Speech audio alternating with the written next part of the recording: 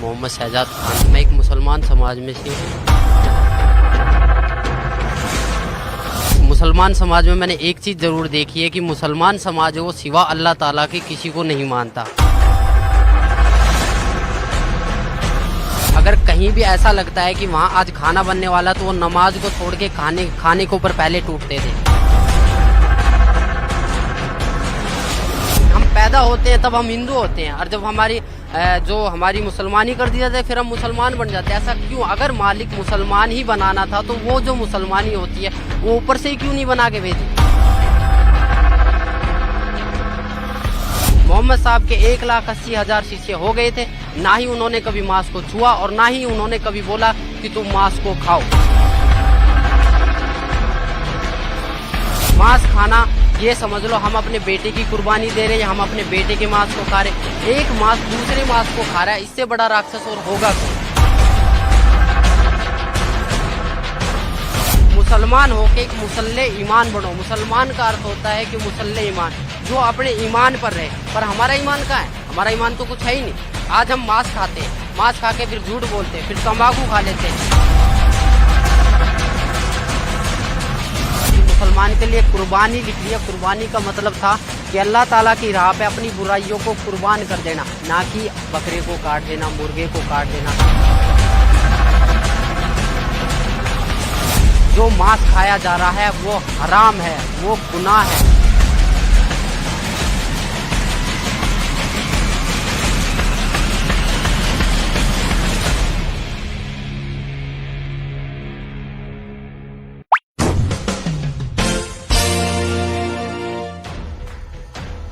क्या नाम है जी आपका? मेरा नाम शहजाद दास है और मालिक के शरण में आने से पहले मैं मोहम्मद शहजाद खान था। मालिक की शरण में आने के बाद मेरे को शहजाद दास नाम है मेरा। मैं एक मुसलमान समाज में से हूँ और मेरे को शुरू से ही हमारे जो बुजुर्ग है, जो भी हमारे माता पिता, जो भी हमारे मौलवी साहब है, उन्होंने मुझे सिर्फ एक ही चीज़ सिखाई थी कि नमाज पढ़ो, रोज़े रखो, ईद बकरीद मनाओ, मांस खाओ, कुछ भी करो पर मालिक का नाम लो। बस मुसलमान समाज में मैंने एक चीज़ ज़रूर देखी है कि मुसलमान समाज वो सिवा अल्लाह ताला के किसी को नहीं मानता।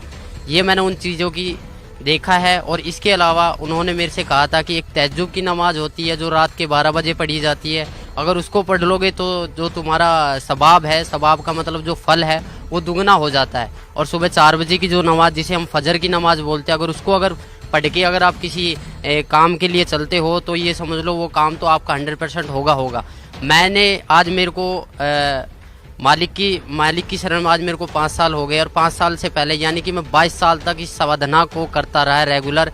पर मेरे को 1% भी ऐसा नहीं लगा कि आज मैंने अपना फ्यूचर बना लिया हो या आज मैंने अपना कोई काम कर लिया हो या फिर मैं किसी चीज़ में परफेक्ट हुआ हूँ या किसी चीज़ में मैं सक्सेसफुल हुआ हूँ।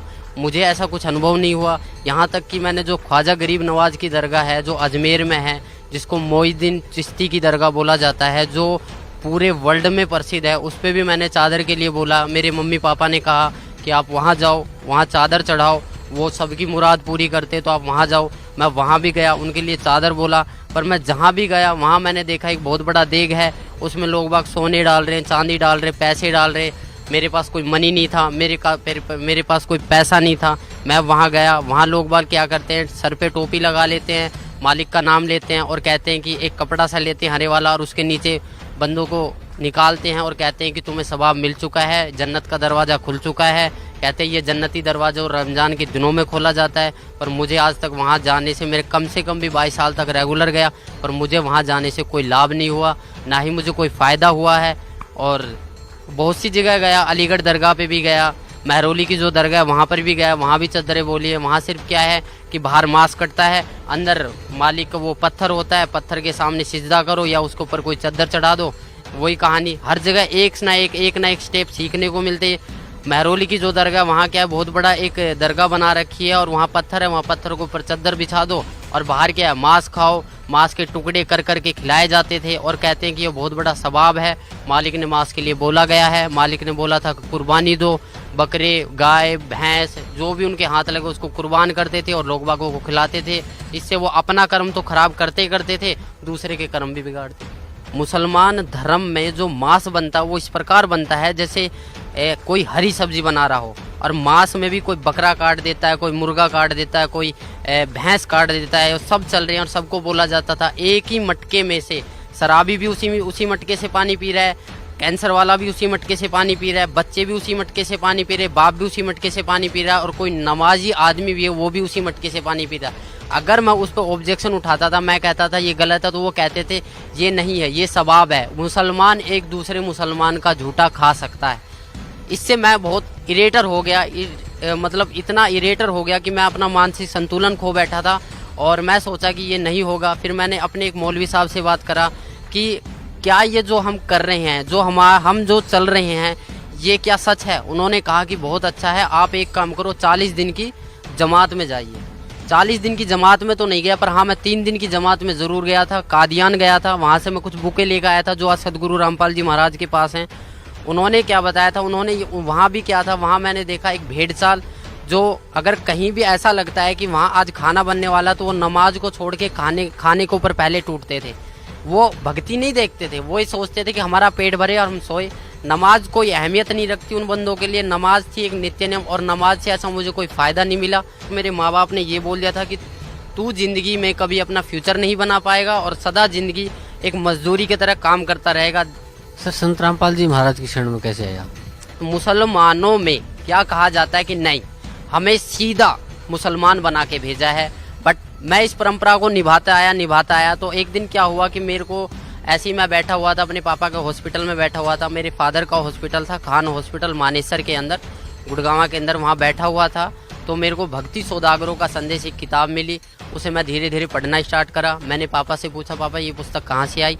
उन्होंने कहा कि मैंने डाक द्वारा ये बरवाला से मंगवाई है, आश्रम से मंगवाई है। तो मैंने वो धीरे धीरे पढ़ी। उसमें देखा मैंने जो कलाम पाक की एक हेडिंग लिख रही थी, जिसमें लिखा गया था कि वह अल्लाह ताला जिसने पानी की एक बूंद से आदमी और औरत को उत्पन्न किया, और फिर इस पृथ्वी पर साहिबे नस्ल, किसी का बाप, किसी का दामाद, किसी का औरत बना के भेज दिया है, उस अल्लाह ताला के बारे में, जिसने आसमान और ज़मीन जो इसके बीच दरमियान है उसको 6 दिन में बनाया और 7वें दिन तख्त पर जा विराजा, उसके बारे में किसी बाखबर से पूछ कर देखो। उन्होंने बताया था कि सूरत फुरकान 25 आयत 52 से 59 में ये लिख रहा है। तब मैंने इस चीज़ को गौर किया, मैंने इस चीज़ को नोट किया, और कुरान शरीफ हिंदी में लेकर आया, उसको पढ़ा, उसमें देखा, सेम टू सेम वही कहानी निकली। मेरा दिमाग घूम गया, मैं सोचने लग गया कि ये ज्ञान और एक हिंदू समाज के आदमी के पास, और इतने एक कलाम पाक का ज्ञान एक हिंदू समाज के आदमी के पास कैसे आया। मैंने फिर उसको और ज़्यादा गहराई से पढ़ना स्टार्ट किया। मैं 2-2, 3-3 घंटे खाली पेट उसे पढ़ता रहा। धीरे धीरे मुझे ज्ञान हुआ। एक दिन मैंने निर्णय ले लिया कि मैं आज से जब भी दुकान खोलूँगा तो पूर्ण परमात्मा संत रामपाल जी महाराज का नाम लेके ही खोलूँगा। नया हॉस्पिटल था, मैंने स्टार्टिंग से ही दुकान पूर्ण परमात्मा संत रामपाल जी महाराज के नाम से खोलना स्टार्ट करा। और मैंने अंदर ही अंदर एक प्रेरणा बनाई कि मालिक, मैं इतना अभी अपने पैरों पर खड़ा नहीं हूँ। अगर मैं अपने पैरों पर खड़ा हो गया, या मैं जो मेरे घर वाले मुझे बोलते हैं, या मुझे ऐसा लगा कि मालिक अगर आप ही भगवान हो, आप ही ईश्वर हो, आप ही गॉड हो, तो मुझे कम से कम इतना ज्ञान दे दो ताकि मैं आपके पास आ सकूं। तो धीरे धीरे मैं जब दुकान खोलता तो दुकानों की प्रोग्रेस होने लगी। इतना प्रोग्रेस हुआ कि जब भी मैं एक बार आया, मैं गांव में पूछा मैंने कि यहाँ पर मेरे को जाना है एड्रेस पे, तो उन्होंने बताया कि एक हमारे मुरारी भगत जी थे, उन्होंने वहाँ का एड्रेस दिया कुछ होने। वहाँ पर मैं गया, वहाँ पर मालिक की तस्वीर देखी, मैं बोला मुझे यहाँ जाना था। जब तक मुझे नहीं पता था कि मालिक करोथा को छोड़ के बरवाला में आ चुके हैं। तो उन्होंने कहा था कि हम उस दिन जाएंगे, 7वें महीने की 11 तारीख को मैं यहाँ पर आया, छोटे आश्रम बरवाड़ा पे। मैंने यहाँ नाम लिया, और नाम लेने के बाद जब मालिक से मैंने बताया कि मालिक मैं ऐसे ऐसे कष्टों से उभर कर आया हूँ, तो मालिक ने मेरे को बहुत प्यार करा और बोला, बेटा करोड़ों के ऊपर तेरी मेहर हुई है, और तू इस भक्ति पर डटा रह, इस भक्ति पर डटा रहा। अगर नियमों में रहा तो तू जिंदगी में वो चीज़ पा जाएगा जो तूने कभी कल्पना भी नहीं करी। सर, संत रामपाल जी महाराज जो आपके पूज्य गुरुदेव हैं, उनसे नाम उपदेश लेने के बाद आपको क्या लाभ मिला? सबसे पहले नाम उपदेश लेने के बाद मैंने, जो मेरा मनुष्य जन्म था वो सुधरा। मैंने मांस खाना छोड़ दिया। मैं उस मुसलमान समाज के प्रति जो एक सद्भावना थी, जो एक मैं खोज रहा था अल्लाह ताला को, जो मैं एक देखना चाहता कि अल्लाह ताला कौन था, उसके बारे में मुझे पता लगा। फिर मैंने यहाँ से जितने भी अपने मुसलमान भाई हैं, जितने भी अपने मुल्ला काजी, उनसे पूछा कि भैया ऐसे इस बात है। दुआ सलाम भी करता था, सारे काम करता था। वो 2-4 बार मेरी बातें सुनते थे। एक मैं मौलवी साहब से पूछने गया, वहाँ 4-5 उनके शिष्य बैठे थे। मैंने बोला जी अस्सलाम वालेकुम, उन्होंने कहा वालेकुम अस्सलाम। तो ऐसे ही माइंड में पर्सन घूम गया। मैंने कि जी इसका मतलब क्या होता है कि हम जो दुआ सलाम करते हैं अस्सलाम वालेकुम और वालेकुम सलाम। तो उन्होंने, हालांकि उन्होंने जवाब अपने तरीके से सही दिया, बट मुझे उसमें से कोई संतुष्टि नहीं हुई। फिर मेरा दूसरा जो क्वेश्चन था, मैंने कि आप एक बात बताइए कि अल्लाह ताला, आप कहते हो कि अल्लाह ताला बेजून है, निराकार है, अल्लाह ताला दिखाई नहीं देता, अल्लाह ताला को पाने की कोई विधि? वो कहते जी ज़कात निकालो। ज़कात का मतलब होता है कि अपना जो पैसा होता है उसको मालिक की राह में कुर्बान कर दो, मालिक की राह में दान कर दो। मैंने बोली जी कैसे दान करते हैं? बोला जी आप एक काम करो, ज़कात का मतलब होता है कि आप चावल में मांस बनवाइए और उसको गरीबों में बंटवाइए। तो मैंने वहाँ से ये ठान लिया कि मैंने सोचा कि जो ये बंदा बोल रहा है, मैं बोला जी इसका परिणाम जो है हमारी कुरान शरीफ में है। उन्होंने बोला जी कुरान शरीफ में नहीं है, हदीस में है। मैं बोला जो आसमानी किताबें उतरी है, हमारी कुरान शरीफ उतरी है, तौरेत उतरी है, इंजील उतरी है और जंबूर उतरी है, इनके अलावा अगर आप मेरे को कोई और किताब दिखाओगे तो मैं कैसे मान लूँगा? बोला जो कुरान शरीफ है उसमें तो खाली अरबी भाषा है और जो हदीस है उसके मायने हदीस में है। मैं बोला फिर जो कुरान शरीफ हिंदी में निकल रही है उसका क्या अर्थ है? तो बोला वो किसी ने गलत चला दिया, उसमें कुछ मायनों का अर्थ कुछ गलत होता है। तो इसी प्रकार मुझे भटकाया गया, मैं बहुतों से मिला। इसके बाद जो भी मुझे संतुष्टि हुई सदगुरु रामपाल जी महाराज के चरणों में आने से हुई है। और इसके अलावा किसी भी मुसलमान पंथ या किसी भी मुसलमान प्रवक्ता के पास ऐसा कोई भी मार्ग नहीं है। मैं खुद एक मुसलमान होके आप सभी भाई बहनों को ये बताना चाहता हूँ कि जितना भी मैंने नमाज पढ़े, मुझे पता है नमाज में क्या पढ़े, नियत बांधते हैं उस अल्लाह ताला के बारे में, फिर बोलते हैं सना सुबहानक अल्लाहुम्मा व बिहम्दिका व तबारक अस्मुका। इसकी हिंदी निकाल के देखो, आप इसकी हिंदी निकाल के देखो, उसमें आपको कहीं भी नजर नहीं आएगा कि आप किसी परमात्मा की प्रार्थना कर रहे हो, क्योंकि ये प्रार्थना है ही नहीं, आप तो आदेश दे रहे हो। मैंने एक हिंदी निकाल के देखा, अल्हम्दुलिल्लाहि रब्बिल आलमीन अर्रहमानिर रहीम मालिक यौमिद्दीन इय्याका नअबुदु व इय्याका नस्तईन इहदिनस सिरातल मुस्तकीम सिरातल लजीना अनअमता अलैहिम गैरुल मगदूबी अलैहिम वनद्वालिन आमीन। ये प्रार्थना हम शुरू में पढ़ते थे, बट इसका कोई मतलब ही नहीं निकला। क्यों नहीं निकला? क्योंकि इसमें कोई प्रार्थना की चीज है ही नहीं। हम तो आदेश दे रहे हैं कि ए पैगंबर तू वहां जा, तू फलानी जगह, तू ये काम कर, तू ये काम कर। ये तो हम एडवाइस कर रहे हैं, पर हम प्रार्थना, हमें एक प्रार्थना करनी है। हमें नमाज का मतलब समझना है। नमाज चीज क्या है? नमाज का मतलब जो है परमात्मा बताते हैं कि नमाज का मतलब होता है कि अरदास लगाना, अपनी प्रार्थना लगाना, नित्य नियम करना। हमें 5 टाइम की नमाज दी है, फजर, जोहर, असर, मगरिब, ये 5 टाइम की जो नमाज दी है। पर आज लग हमने नमाज कौन सी सच्चे दिल से पढ़ी? कहीं भी हमें इस फजर की नमाज में ज़कात अलग हो जाती है, सुन्नत अलग हो जाती है, रकात अलग हो जाती है, कुछ भी अलग हो जाता है, पर परमात्मा तो एक है। हम पैदा होते हैं तब हम हिंदू होते हैं, और जब हमारी मुसलमानी कर दी जाती है फिर हम मुसलमान बन जाते हैं। ऐसा क्यों? अगर मालिक मुसलमान ही बनाना था तो वो जो मुसलमानी होती है वो ऊपर से ही क्यों नहीं बना के भेजी? इसका कोई जवाब है? किसी भी मुल्ला जी के पास इसका कोई जवाब नहीं है। ना ही हमारे मोहम्मद साहब ने कभी मांस को छुआ था। मोहम्मद साहब के 1,80,000 शिष्य हो गए थे, ना ही उन्होंने कभी मांस को छुआ और ना ही उन्होंने कभी बोला कि तुम मांस को खाओ। कभी भी किसी ने बोला नहीं है। मेरी सभी मुसलमान भाइयों, पूरे हिंदुस्तान, पूरे वर्ल्ड के मुसलमान भाइयों से प्रार्थना है कि मांस खाना, ये समझ लो हम अपने बेटे की कुर्बानी दे रहे हैं, हम अपने बेटे के मांस को खा रहे। एक मांस दूसरे मांस को खा रहा है, इससे बड़ा राक्षस और होगा कौन? इसके अलावा आप खुद समझदार हो, आपके पास हमारे पूर्वज अशिक्षित थे। मेरी आप लोगों से प्रार्थना है कि आप मुसलमान हो के एक मुसल्ले ईमान बनो। मुसलमान का अर्थ होता है कि मुसल्ले ईमान, जो अपने ईमान पर रहे। पर हमारा ईमान कहाँ है? हमारा ईमान तो कुछ है ही नहीं। आज हम मांस खाते हैं, मांस खा के फिर झूठ बोलते हैं, फिर तंबाकू खा लेते हैं। पहले क्या था? पहले मुसलमान समाज में मुसलमान बंदे के ऊपर अगर दारू एक ऐसी चीज थी, अगर दारू गिर जाती थी तो वहां से उस शरीर के अंग को काट दिया जाता। पर आज पीते हैं, मस्जिद में दारू लेके चले जाते हैं, कुर्बानियां करते हैं, बकरे को काट देते हैं। बकराईद वाले दिन आपने खुद देखा होगा, साल में 2 त्योहार आते हैं, एक ईद और एक बकराईद। बकरीद वाले दिन ऐसा क्या करा था जो बकरे काट दिए जाते, हजारों की संख्या में यानी कि करोड़ों की संख्या में बकरे मारे जाते? क्या इनका पाप नहीं लगता? क्या वो मालिक से अरदास नहीं करते हैं कि हमारा एक पाप लगा है, हमें ऐसी योनि में क्यों डाला गया जो हमें कोई भी बंदा देखता वो काट के पटक देता, फिर हमारा मांस खाता है?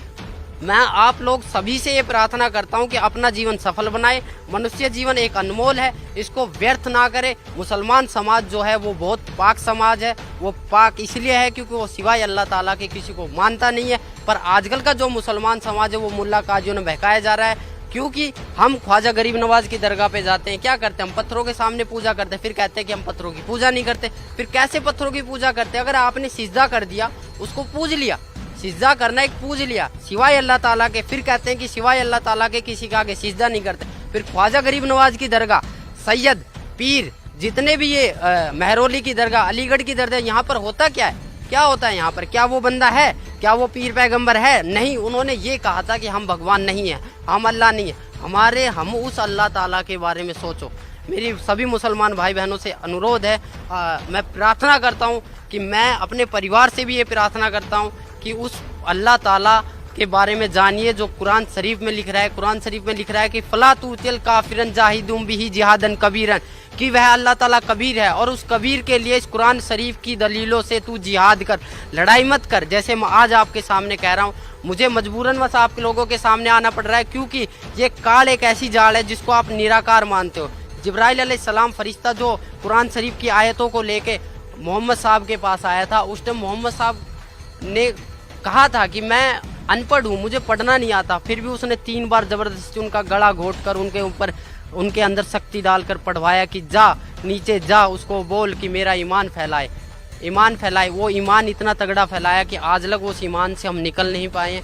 मेरी आप लोगों से रिक्वेस्ट है, जितने भी मेरे पूरे वर्ल्ड के मुसलमान भाइयों, अगर मेरे से कोई गलती होती है या अगर मेरे को बताने में कोई गलती हो रही है, अगर आप इस चीज़ का ज्ञान रखते हो कि नहीं मैं गलत बोल रहा हूँ, तो आप सतगुरु रामपाल जी महाराज बरवाड़ा में आइए और अपने विचार प्रकट कीजिए। अगर हमसे कोई गलती हुई, अगर हमें लगा कि आपका मुसलमान समाज ठीक है तो हम मुसलमान बनने के लिए तैयार हैं। अगर हमें लगा कि आपका मुसलमान समाज गलत है तो आप अपने अहंकार, अपने घमंड और अपनी ये ईर्ष्या को छोड़कर आइए और अपना कल्याण करवाइए। मेरे पापा बीमार हो गए थे, मेरे पापा बीमार हो गए थे, इतना सीरियस हो गए थे, वो मांस खाते थे, दारू पीते थे, बीड़ी पीते थे, सिगरेट पीते थे। डॉक्टरों ने बोला फेफड़ा खराब हो गया, दिल 20% काम करने लग गया है। उनको मैंने बोला, उनको मैंने समझाया कि उस खुदा को याद कर, आज तेरा वो खुदा कहाँ है? वो जुम्मे की नमाज भी पढ़ते थे, ईद बकरीद को भी पढ़ते थे, मीट भी खाते थे। क्या उनकी भक्ति इतनी नाजिल नहीं थी? क्या उनकी भक्ति इतनी भी नहीं थी कि वो अपने आप को जीवित कर सके? उन्होंने तो बहुत वो करा था। तो वही बात था, उनको मैंने बोला कि उस खुदा को याद कर। उन्होंने रो के गिड़गिड़ा के बेड पे पड़े पड़े मालिक को याद किया था, बंदी छोड़ पूर्ण परमात्मा संत रामपाल जी महाराज को याद किया था कि मैं जन्मजात नाम ले लूंगा, मुझे इस बीमारी से छुड़वाओ। मेरे पूरे घर वालों ने ये कह दिया था कि ये मरेगा, यहाँ तक कि रिश्तेदारियों ने बोल दिया था कि इसके बचने की कोई उम्मीद नहीं है। फिर भी मैंने मालिक से उसके लिए प्रार्थना करी, मालिक ने बोला बेटा ठीक हो जाएगा, वो ठीक हो गया। नाम के लिए बोला बट वो आज नाम से मुकर गया है। परमात्मा की शब्द में इतनी शक्ति है कि आपने बगैर नाम लिए आप ठीक हो चुके हो। अगर आप अब भी नहीं पिछाड़ोगे फिर कब पिछाड़ोगे? सर भी आप बता रहे थे कि अल्लाह ताला की शरण में जाना चाहिए, उसको पहचानना चाहिए, उसको जानना चाहिए, तो किसे मानते हैं आप अल्लाह ताला? देखो, आज से जब मैंने नाम पहले लिया था तो मैं तो कभी जानता भी नहीं था कि अल्लाह ताला कौन है। मैंने बहुत से मुसलमान काजियों, यहाँ कि मैंने मम्मी पापा से भी पूछा कि वह कोई ना कोई तो ऐसी शक्ति होगी ना जो पूरे ब्रह्मांड को चला रही है, पूरे समाज को चला रही है, जिसने एक पानी की बूंद से एक आदमी को उत्पन्न कर दिया, एक औरत को उत्पन्न कर दिया। फिर मैंने सुना था आदम और हव्वा के बारे में, बोला कि परमेश्वर अल्लाह ताला ने आदम बनाया, फिर उसकी हड्डी से एक हव्वा बनाया, उससे संसार चला। पर आदम को अगर अल्लाह ताला ने बनाया तो अल्लाह ताला भी तो होगा ना कोई। तो उन्होंने ये कहा कि आप कुरान शरीफ को पढ़ो। मैंने तहे दिल से मालिक की शरण में आने के बाद तहे दिल से 3 बार कलाम पाक को पढ़ा है। वहाँ पर मुझे एक एक चीज़ के अरब का पता लगा। उसमें एक सूरत आती है औज़ु बिल्लाहि मिनश शैतानिर रजीम बिस्मिल्लाहिर रहमानिर रहीम, कि शुरू करता हूँ उस अल्लाह ताला के नाम से जो सबसे बड़ा है और अपने बंदे के गुनाहों को माफ़ करने वाला है। हमारा जो मैटर है वो ये है कि हमने एक सूरत फुरकानी 25-52 से 59 तक में पढ़ा था कि फला तुतिल काफिरन जाहिदुम बिही जिहादन कबीरन। इसमें कबीर परमात्मा को जो बड़ा बोला गया है। मैंने बहुतों मुसलमान काजियों से पूछा कि कबीर का अर्थ क्या है, कि कबीरा गुनाह है। कौन सा गुनाह है? पाप का है, चोरी का है, डकैती का है, बोला कबीरा गुनाह है जिसकी कोई माफ़ी नहीं हो सकती। उन्होंने सब एक अज्ञान रूपी के कारण बहकाया हुआ था। असली ज्ञान ये था, मालिक के द्वारा दिया और था कि कबीर इज गॉड है, कबीर ही अल्लाह ताला, अल्लाहू कबीर है, नोट है अल्लाहू अकबर। अल्लाहू अकबर बोलो या अल्लाहू कबीर है बोलो, बात एक ही है, वह अल्लाह कबीर है। और बड़े का मतलब होता है कबीर। अगर बड़े को लेके चलते हैं तो इसका अर्थ ये बनता है कि शुरू करता हूँ उस अल्लाह ताला के नाम से जो कबीर है और अपने बंदों के गुनाहों को माफ़ करने वाला है। उस हजरत मोहम्मद साहब जो हमारे नबी है, जो पीर पैगंबर थे, जिनको नबी का दर्जा दिया गया, उनको भी जिंदा महात्मा के रूप में मिले थे जब उन्होंने अपनी शब्द से गाय को मार दिया था और उनसे जीवित नहीं हुई थी। उन्होंने जाके एक गुफा में रोए, घर को बंद करके रोए कि अल्लाहू कबीर है, गिड़गिड़ाए अल्लाहू कबीर है, अल्लाहू कबीर है। तो वो एक सूक्ष्म रूप धर कर आए। तब उन्होंने कहा था कि मेरी गाय को जीवित कर दो। तब उन्होंने कहा था जाओ मोहम्मद आपकी गाय जीवित हो जाएगी। तब एक सूक्ष्म रूप में वो आए और उनकी गाय जीवित करी और वो चले गए। तब से मोहम्मद साहब की महिमा बनी। जिस दिन को गाय को काटा गया था, जिस दिन को गाय को काटा गया था, वो मुसलमान भाइयों ने अपनी डायरी में लिख लिया। उसी दिन से ये जीव हत्या का प्रथा चलने लगी है। अगर आपको मेरी बात पे यकीन नहीं है, अगर आपको मेरे ऊपर विश्वास नहीं है, तो आप अपने खुद मुल्ला काजियों से पूछो जाके कि आखिरकार में जो रमजान था, रमजान में जो चारों किताब निकली थी, जो कुरान शरीफ उतरी थी, ऐसा मोहम्मद साहब जब इतने प्यारे थे, अल्लाह ताला के इतने प्यारे नबी थे, तो उनका जो एंड हुआ था वो इतना बुरा क्यों हुआ था? अगर आपको मेरी बात पे यकीन नहीं है तो आप मौलवी साहबों से जाके पूछो, उनको खंगालो, उनको देखो वो कितने जानते हैं। अगर आपको तब भी प्रश्न का उत्तर ना मिले तो आप यहाँ पर आइए, बरवाड़ा सत्संग में आइए, सुनिए, मालिक से विचार कीजिए, यहाँ पर ज्ञान लीजिए। अगर आपको फिर भी विचार का, यहाँ पर आपको सारे प्रश्नों के उत्तर दिए जाएंगे, यहाँ पर आपको एक संतुष्टि करी जाएगी चारों ओर से। हम सिर्फ एक आत्मा है, हम सिर्फ एक मानव है, हमारा धर्म जो मानव है, हमारा हिंदू मुसलमान सिख ईसाई से कोई लेना देना नहीं है। अगर इस जाति प्रथा को आप सदा जिंदगी चलाते रहोगे तो कभी भी आप अल्लाह ताला की प्राप्ति नहीं कर पाओगे। नमाज, रोजा बंक नमाज दहीरे बिस्मिल की नहीं बात करे, ये मालिक की वाणियाँ है। रोजा बंक नमाज दहीरे, बंक माने अजान, अजान जो लगाते हो, अजान का मतलब क्या होता है? अजान का मतलब ही क्या होता है? अल्लाहु अकबर, अल्लाहु अकबर, अशहदु अन ला इलाहा इल्लल्लाह, अशहदु अन ला इलाहा इल्लल्लाह, अशहदु अन्ना मोहम्मद रसूलुल्लाह, अशहदु अन्ना मोहम्मद रसूलुल्लाह, हय्या अलस सलाह, हय्या अलस सलाह, हय्या अलल फलाह, हय्या अलल फलाह, कद कामती सलाह, कद कामती सलाह, अल्लाहु अकबर, अल्लाहु अकबर, ला इलाहा इल्लल्लाह। इसका मतलब क्या है? आज लग ना तो हमने कभी कोशिश करी, बस एक आवाज़ आती है उसके पीछे हम चल देते हैं। जैसे एक भेड़ जा रही है, उसको पता है मैं मरने जा रही हूँ, फिर भी हजारों की संख्या में से एक भेड़ निकलती है उसके पीछे, फिर एक छोटी सी भेड़ उससे निकलती है कि ये आखिरकार में भेड़ जा कहाँ रही है। वो भेड़ जाके देखती है शॉर्टकट रास्ते से, उसे पता लगा कि बहुत बड़ा कुआं है, उसके अंदर सारी भेड़ गिर रही है और सब चिल्ला रही कि यहाँ मत आओ, यहाँ मत आओ। वो अपने माँ बाप भाई बहनों सबको समझाता है कि आप प्लीज़ इस रास्ते को छोड़ दो। सब कहते हैं कि नहीं, तेरे बड़े बुजुर्ग चले थे, तू भी चल। बड़े बुजुर्ग चले थे क्योंकि वो अशिक्षित थे, हम पढ़े लिखे, हमारे पास सही है, प्रमाण है। आप अपनी कुरान शरीफ को खोल के देखो, फजाइल अमाल को खोल के देखो, मोहम्मद साहब की जीवनी पढ़ो। हजरत मोहम्मद साहब कौन थे? उनकी 40 साल के बाद 2 बार विधवा हो चुकी खाजिदा बेगम से शादी हुई थी, 4 पुत्र 3 लड़कियां प्राप्त हुई थी। उनके सामने उनके पुत्र हाशिम, काबिल और ताहिर तीनों आपस में कट के मर गए थे। उस आदमी का जीना क्या जीना जिसके सामने उसकी बच्चों को ही मौत हो गई। आप खुद बताइए, यह आपके ऊपर डिपेंड करता है, मेरे ऊपर नहीं। ये आपके ऊपर डिपेंड करता है कि जो क्यों चल रहा है ये आपके लिए चला है, ये उस मालिक का फरमान है। अगर आप समझ जाओ तो जल्दी आ जाओगे। नहीं, मालिक की वाणी है, गरीब दास ये वक्त जाता है, रोओगे इस पैरों नो। हकीकत में जब यहाँ पर लेट आओगे तो आपके पास कुछ नहीं मिलेगा। सिकंदर सिंह लोधी ने नाम लिया था, वीर सिंह बंगेल ने लिया था, शेख फरीद ने 12 साल कुएं में उल्टा लटक के बोला था कौवों से कि मेरे मांस को खा लो, आंखों को छोड़ दो, मुझे अल्लाह ताला का दीदार करना है। जब अल्लाह ताला का दीदार करना है तो अल्लाह ताला को बेजून क्यों बताए? खुद कबीर परमेश्वर उनके पास आए, वो बोले कि नहीं भाई कौन है, मुझे छोड़ दो, मुझे कुएं में लटकने दो। बोले ए बंदे, ए मुसलमान, तू लटक क्यों रहा है? बोले जी मुझे अल्लाह ताला का दीदार करना है। जब तू अल्लाह ताला का दीदार करना चाहता है तो अल्लाह ताला को निराकार क्यों बताता है? तब से शेख फरीद का थोड़ा माइंड चेंज हुआ, बोले कि यह कोई अल्लाह ताला की शक्ति है। तब उन्होंने सतभक्ति पे राह पे चले थे, आज वो भी पार हुए हैं। मालिक की रजा हुई है, हमारे सभी मुसलमान भाइयों पे मालिक की रजा हो रही है। आपको अगर मेरी बात कड़वी लगे या मेरी बातों से आपके प्रति कोई दुख आए या मैंने किसी के प्रति कोई गलत व्यवहार किया है, आप खुद देखो अपनी कलाम पाक को उठा के, ना तो कहीं पर मुसलमान के बारे में ये लिखा है कि मुसलमान के लिए कुर्बानी लिख रही है। कुर्बानी का मतलब था कि अल्लाह ताला की राह पे अपनी बुराइयों को कुर्बान कर देना, ना कि बकरे को काट देना, मुर्गे को काट देना। हम जितने भी महीने साल में दो जो त्यौहार आते हैं, इस पर हम जितनी भी कुर्बानियाँ करते हैं, ये हमारे पाप कर्म जोड़ रहा है काल। अगर इससे आप मेरी बातों से अगर आपको थोड़ा बहुत भी कुछ मिले तो मैं आपसे रिक्वेस्ट, आपसे प्रार्थना या मेरे को कुछ भी समझ के बोल दीजिए। मैं उस परमेश्वर का कुत्ता हूँ जो आपको भोंक रहा हूँ और आपको जगाने की कोशिश कर रहा हूँ। आप आइए यहाँ, आपको अगर कोई दिक्कत आती है, कोई शंका समाधान आती है तो आप ज्ञान चर्चा कीजिए। अपने मुल्ला काजियों को भी उठा के लाइए जिन्होंने अब तक हमें इस राह से भटकाया है, अब तक हमें इस राह से भटकाया। अगर वो उसी टाइम ये बोल देते जब मांस को काटने लगे थे कि कलमे पढ़ने से जो मांस खाया जा रहा है वो हराम है, वो गुनाह है, उसकी सज़ा बहुत बुरी होगी, तो आज जितना भी मुसलमान समाज है ये मांस को नहीं छूता। इन्हीं की वजह से आज जो भी मुसलमान समाज का बंदा वो शुरू से मांस खाने लग जाता। जब हमें मालिक ने यहाँ भेजा था तो कुछ नियम बना के भेजे थे, उस नियमों को अगर हम तोड़ते हैं तो हम सीधा शैतान के पास जाएंगे, जहन्नुम में जाएंगे, दोजख की आग में जलेंगे।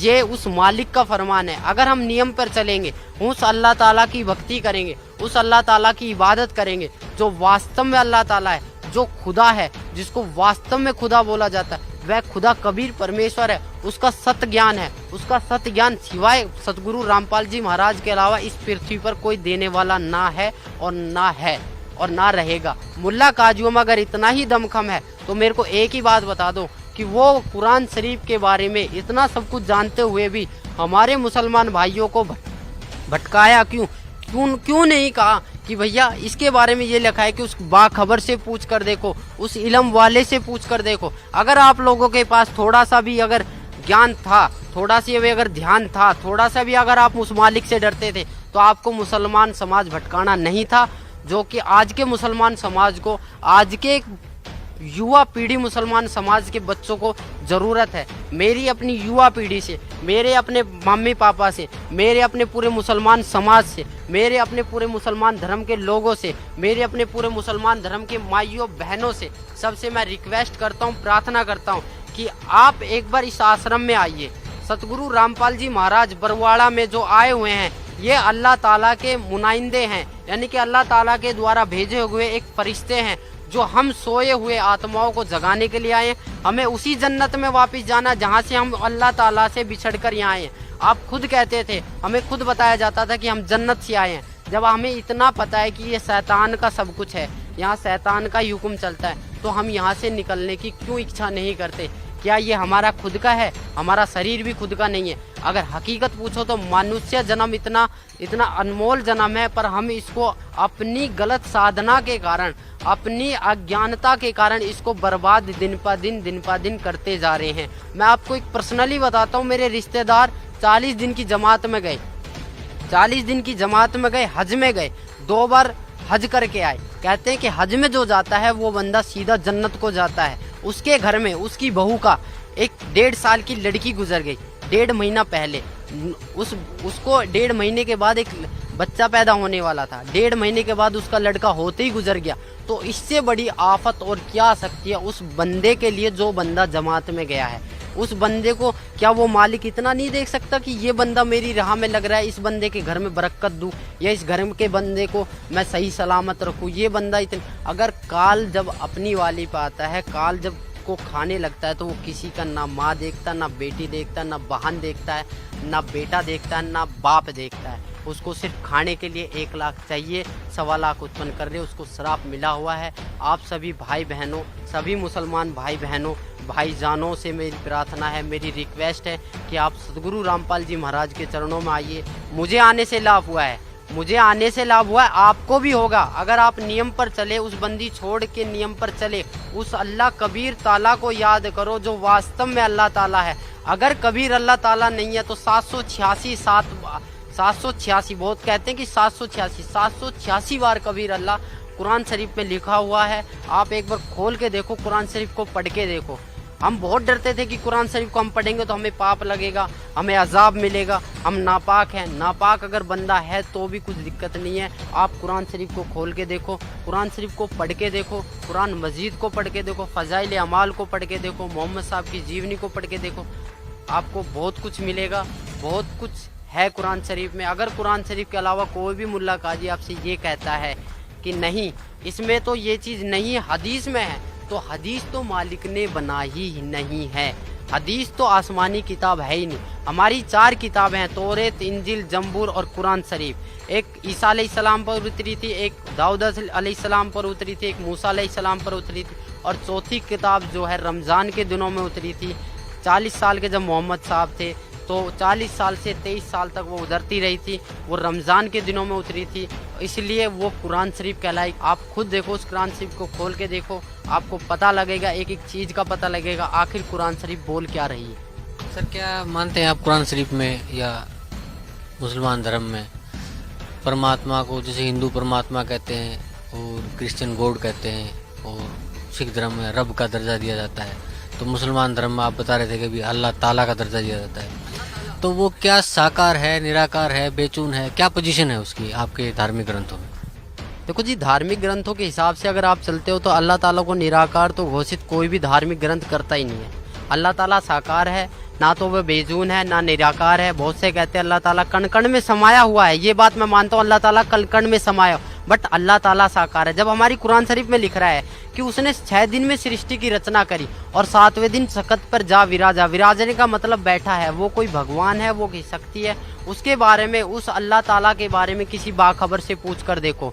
बाखबर का मतलब होता है तत्वदर्शी संत, उस तत्वदर्शी संत से पूछ कर देखो, और तत्वदर्शी संत कौन है, कैसे है, उसके बारे में आपको ज्ञान मिलेगा। एक हमारी बुक चल रही है ज्ञान गंगा, उसको पढ़िए, आपको बहुत लाभ मिलेगा। अपनी कुरान शरीफ को खोल के देखिए, आप जब तक कुरान शरीफ को नहीं खोल के देखोगे आप निराकार ही साबित करते रहोगे। परमात्मा साकार है, कबीर अल्लाह है, अल्लाह ताला कबीर है, उसका नाम कबीर है, वह 7वें आसमान पर बैठा हुआ है, वह जन्नत में है, उसका नाम कबीर है, और उसी की हम प्यारी आत्माएं हैं, पूरा वर्ल्ड उसी की आत्माएं हैं। हमें यहाँ से सीधा अपने मालिक के पास जाना है, ना कि शैतान के पास।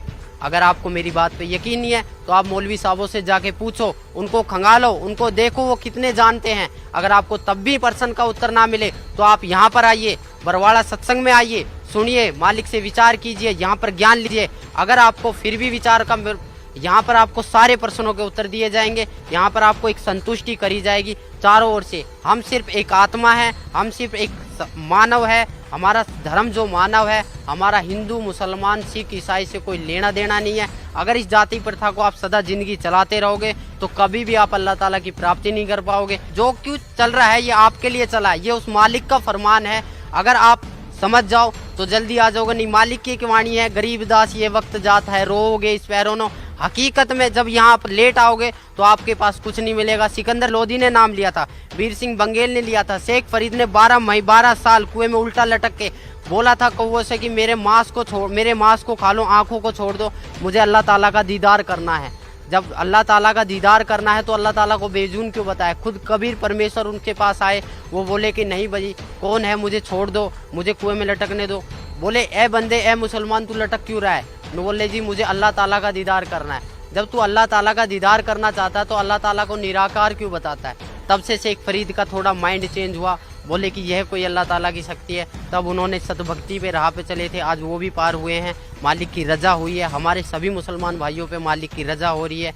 आपको अगर मेरी बात कड़वी लगे या मेरी बातों से आपके प्रति कोई दुख आए या मैंने किसी के प्रति कोई गलत व्यवहार किया है, आप खुद देखो अपनी कलाम पाक को उठा के, ना तो कहीं पर मुसलमान के बारे में ये लिखा है कि मुसलमान के लिए कुर्बानी लिख रही है। कुर्बानी का मतलब था कि अल्लाह ताला की राह पे अपनी बुराइयों को कुर्बान कर देना, ना कि बकरे को काट देना, मुर्गे को काट देना। हम जितने भी महीने साल में जो त्यौहार आते हैं, इस पर हम जितनी भी कुर्बानियाँ करते हैं, ये हमारे पाप कर्म जोड़ रहा है काल। अगर इससे आप मेरी बातों से अगर आपको थोड़ा बहुत भी कुछ मिले तो मैं आपसे रिक्वेस्ट, आपसे प्रार्थना, या मेरे को कुछ भी समझ के बोल दीजिए, मैं उस परमेश्वर का कुत्ता हूँ जो आपको भोंक रहा हूँ और आपको जगाने की कोशिश कर रहा हूँ। आप आइए यहाँ, आपको अगर कोई दिक्कत आती है, कोई शंका समाधान आती है तो आप ज्ञान चर्चा कीजिए। अपने मुल्ला काजियों को भी उठा के लाइए जिन्होंने अब तक हमें इस राह से भटकाया है। सर अभी आप बता रहे थे कि न हम हिंदू हैं न